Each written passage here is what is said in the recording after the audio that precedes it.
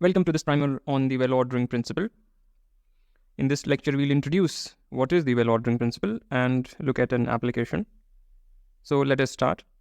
All we need to know is what are natural numbers, and I can't say much about what are natural numbers. So this is something that I take for granted, and one can build mathematics on this foundation.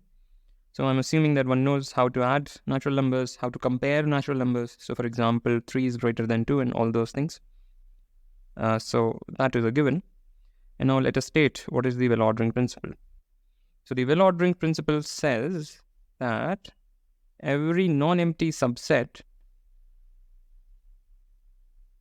of the natural numbers has a smallest element. Right? That is what the well-ordering principle says. So let me expand on that. What does that mean? So it says the following. Suppose, if S is a subset of the natural numbers, which is non-empty, such that S is non-empty, then there is an element in S such that it is not more than, or it is the smallest element in S, right? So this inequality holds for all elements of S. So that is the well-ordering principle. Whenever you have a non-empty subset of the natural numbers, it has a smallest element. And of course, the smallest element will be unique. There are not going to be two different smallest elements. Okay, so this is something that we will use. One can try proving it, but one will be going around in circles. So I take this as the starting point and deduce other things from it. Okay. There is a functional version of the well-ordering principle, which says the following. So what does it say? Let me write down. So it says that says the following. So let S, so f be a function from a non-empty set A to the natural numbers. Then there exists an element in the set A such that the value of the map at the point A is the smallest possible, is the smallest amongst all values that the function takes. Right? So I hope this statement is clear, meaning there is a point here which takes the smallest value. And this is just a consequence of the previous one. So let me prove it. So to see why, let S be equal to the image of the function S, which by definition is this thing. Right? That is the definition of the image, and this is the non-empty subset of the natural numbers. And therefore, by the well-ordering principle, we can find, it has the smallest element. So let S naught be the smallest element of S. Okay. So now so since S naught is in the image, we can find some A, or let's call it A naught, in the set A such that F A naught is S naught. Right? S naught is after all in the image of F, and hence there is some element in the domain of F whose F value is S naught. Okay, so we have this, and now if A prime in A is arbitrary, then F A prime is of course in the image set, and hence S naught is at most F A prime, because S naught was the smallest element in the image set, but S naught is nothing but F A naught. And that's it. That proves this functional version. We have found a point A naught in the domain, which satisfies this inequality for all A prime, because A prime here was arbitrary. This is for all A prime in the set A. And now one final remark. This A naught may not be unique. There may be multiple such A naughts. You just take the pre-image of this singleton. All the things in the pre-image will satisfy this inequality. So it's not like this A naught is going to be unique. Only S naught is unique. S naught is an element, is the smallest element of S. So there is only one such element, but there may be multiple such things in A which map to the same point. So it is a deceptively simple fact or statement of mathematics. It should be intuitively obvious why this is true, but it can be used in amazing ways.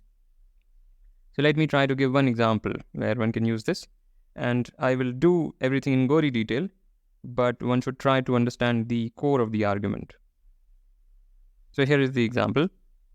Suppose n is some positive integer, meaning some natural number, and suppose S is a subset of this set. Maybe S is a bad idea, but anyway, so let's say S is a subset of this set whose size is n plus 1. Or maybe I could even say at least n plus 1. Okay? Or maybe let's leave it at that. It's the same thing. So suppose its size is exactly n plus 1. Then we want to show that there exist distinct x and y in S such that x and y are relatively prime. So what does this mean? Relatively prime means the greatest common divisor of x and y is 1, which means that they do not share any prime factors. So if p is a prime and it divides x, then it cannot divide y. And if p is a prime that divides y, then it cannot divide x. That's what it means. So I hope relative primality, the notion of relative primality is clear. And now let's prove this. So since this is the first time we are going to show an application of the well-ordering principle, we'll do everything in great detail. But generally, when a proof is written using the well-ordering principle, it is not going to, be so expressive. And that's a good thing. But for now, we have to bear with all the details. Okay, so we want to prove the statement. So fix an n. And we say that n is good if whenever S is a subset of 1 up to 2n with, so maybe I will put greater than equal to here. It's just easier for me. It's the same. The problem doesn't change, but I'll just put greater than equal to there. Okay, so whenever S is a subset of the first 2n integers with its size at least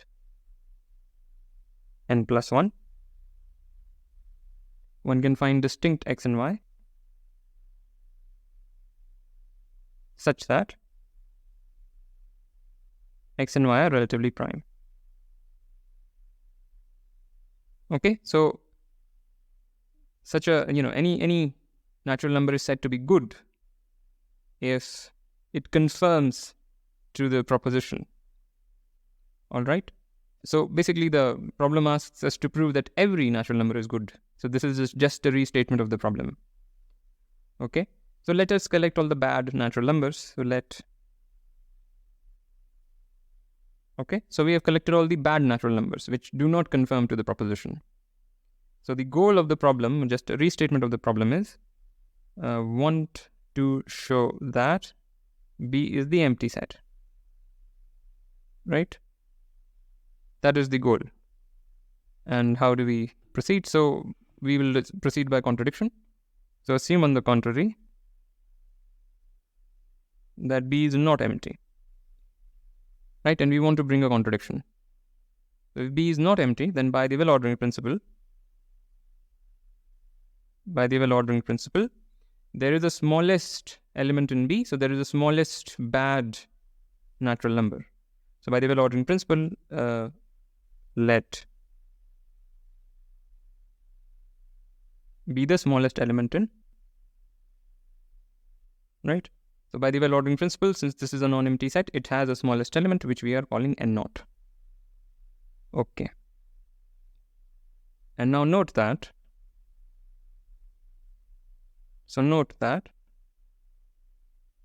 n naught is greater than 1. Why? Because 1 is definitely a good natural number. you can easily verify the proposition for n equals 1, and hence 1 is definitely good, and hence it is not in the bad set. So it cannot be equal to n naught, right? So n naught is definitely greater than 1. Okay, and now since n naught is bad, there is a counter example to the proposition for this particular value of n. So there is some s naught contained in the first 2 n naught integers whose size is at least n naught plus 1. And one cannot find two distinct elements in S naught which are relatively prime. And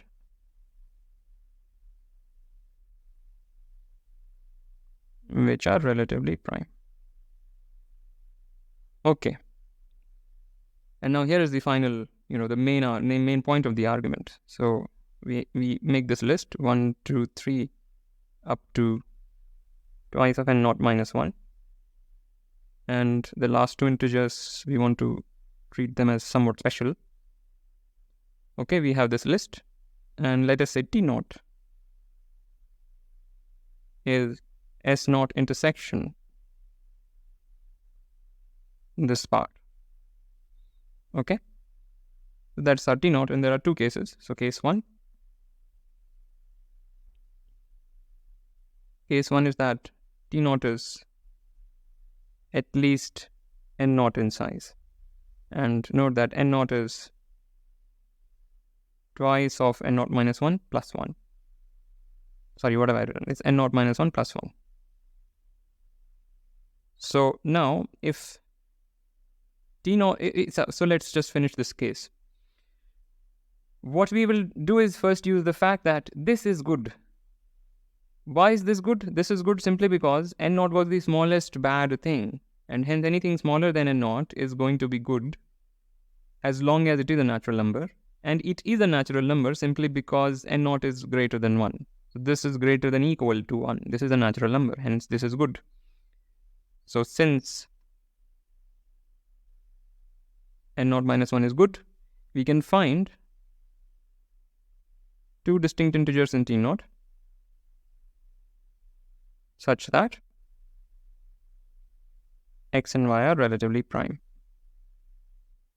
So we are using the goodness of this guy and the fact that the cardinality of the set T naught. So first of all, T naught is a subset of twice of this good, the first twice of this natural number, and its size is at least 1 plus this good natural number. So therefore it is applicable, the goodness of n naught is applicable here. So this is just a consequence of the goodness of, sorry, I said goodness of n naught. The goodness of n naught minus 1 is applicable here. So this is just a consequence of goodness of n naught minus 1. And case 2 is that this is strictly less than n naught, or one may write it like this. So in this case, what happens? In this case, see, the size of the set S naught is at least that much, and the size of T naught, meaning within this part, it is having at most these many things. So to have this constraint maintained, both of these have to be included in S naught. So then both of these are in S naught, but they are clearly relatively prime and distinct, because any two consecutive integers are relatively prime. So that's that. And in any case, in case 1, we can find two distinct integers in T naught and hence in S naught, because T naught after all is just a subset of S naught. So in case 1, we can find two distinct integers in S naught which are relatively prime.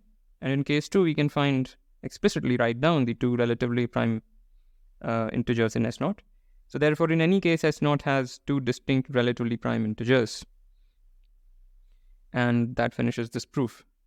So this is like a long way to write a very short proof. The shortest way, or the standard way to write it, would be assume on the contrary that this is false, and then you pick the smallest integer which invalidates the proposition. So the proof will then start here. It'll just say that let n naught be the smallest element for which the proposition is false, and then you note that it has to be at least 2, meaning strictly greater than 1, and then you just repeat this reasoning. So the length of the actual proof would be this, and if you are at an advanced level, it will be even, the writing would be even less. Anyway, so just try to get down to, just understand this template. You want to prove a proposition for all n, you collect all the bad n's, you pick the smallest bad n, and then you somehow, using some inspiration, this is the inspirational step, you try to find a contradiction. You go one step lower. If you go one step lower, you know that you are at a good integer, and then you somehow use the properties of the problem to find a contradiction. Okay, so I hope this was useful. As usual, like, comment, share, subscribe, and I'll see you next time.